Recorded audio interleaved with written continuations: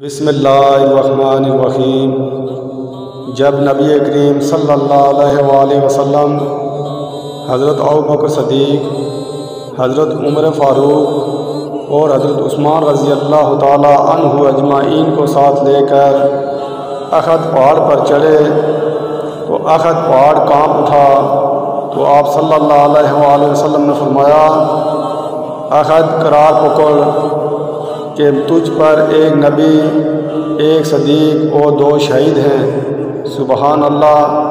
हदीस सही बुखारी 3675। इन्नहु जबल उहुद मा अहलाहु व मा अजल्लह। जबल उहुद ज़ुल मशाइर अल्लज़ी क़ाल अन्हु अन्नबी सल्लल्लाहु अलैहि वसल्लम उहुदुन जबलुन युहिब्बुना व नुहिब्बुहु।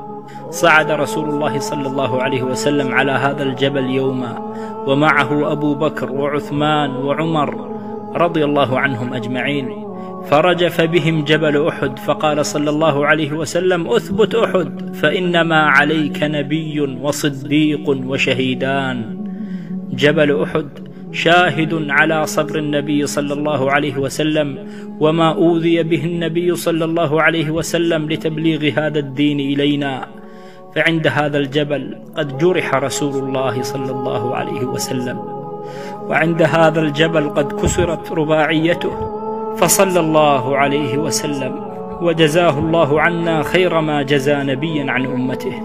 جزاه الله عنا كل خير ولاقته المسرة والسلام، وأسكننا بصحبته جنانا تحية من تبوأها سلام.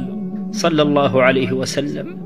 نزلت عليك من الإله مهابة فاضت على أحد فمال وأجفلا، لو لم تسكنه برجلك قائلا أثبت لأصبح ذائبا متحللا. لو كان قلبي تحت نعلك موطئا وتدوس رجلك فوقه لتبتلا، فلأنت أرأف من عطوف مرضع غمرت بدرتها وحيدا أعولا، ولأنت أجمل يا محمد خلقة وأجل أخلاقا وأطيب منهلا. إن النساء وكن قبلك سلعة، إن النساء وكن قبلك متعة، أضحين في أنوار شرعك مشعلا. أنت الذي جعل النساء شقائقا وأزال صنع الوائدات من الفلا، وجعلت تحرير العبيد عبادة زلفى تنال بها الجنان وتجتلى.